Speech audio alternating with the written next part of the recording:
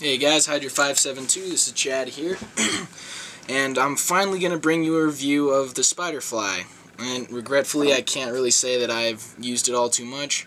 That'll be part of the later in the review, but let me start from this point. The tip is just kind of a tip, I guess. And it's got this really cool blade, kind of unique to Spyderco, I guess. I guess it's kind of a teardrop sort of shape. Doesn't have anything to do with spider or a fly, but I don't know, it's cool. It adds to the general look of the whole thing with the weird looking handles and the weird looking blade and colors.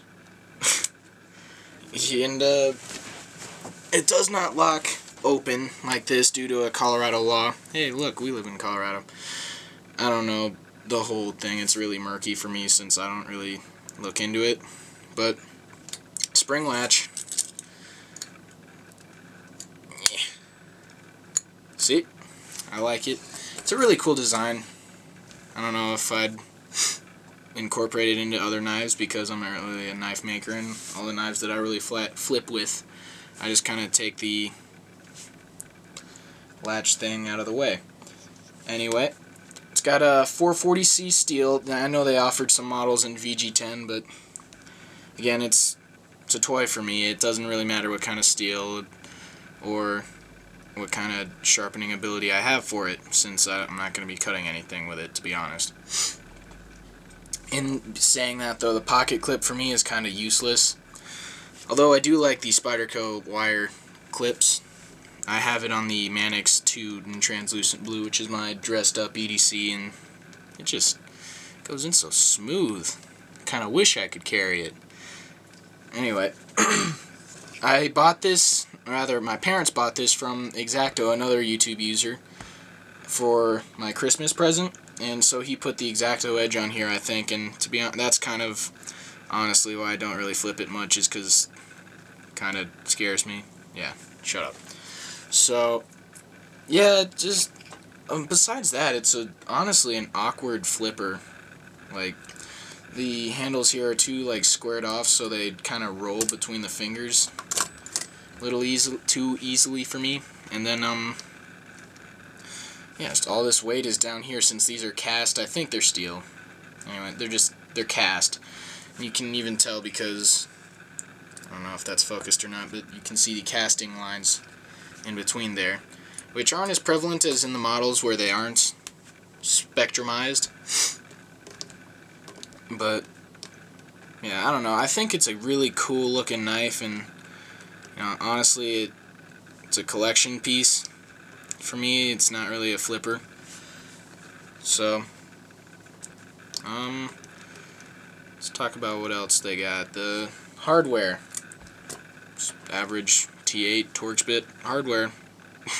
They got these jumbo sized hang pins though. I really like those. They give a really solid, click when you slam it or flip it forward or backwards or whatever way you're doing it.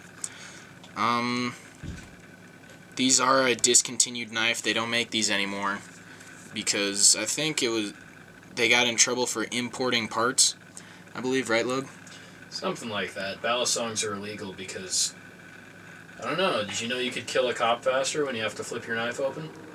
I didn't know that. Yeah, it makes sense. Anyway, they got in trouble, I think, for importing parts. Other than that, Pleaded guilty in court because they're awesome. Yeah. They had they sent out a recall and they said they'd give you a full refund, but as you would imagine, not a lot of people sent in their knives. And I think Spyderco expected that. So it's just kind of a, hey, look, we're putting an effort towards it. Fuck you guys anyway. The clip. You can put it on at 4 different points depending on whatever pocket you carry it. If you do carry it in a pocket, I don't know why you ever would. I mean, the one time I did take it was to my girlfriend's house to show her dad, since he's also into butterfly knives a bit, and I had it in my pocket, about that much in my back pocket, and she thought it was a pair of scissors, which was kind of cool, which kind of speaks to if you EDC a Bally, you'd probably be fine with a pocket clip, because You know, anyone who recognizes it as a balisong probably is cool with you carrying it, I guess. You got the Spyderco holes, or spider holes, trademark to Spyderco.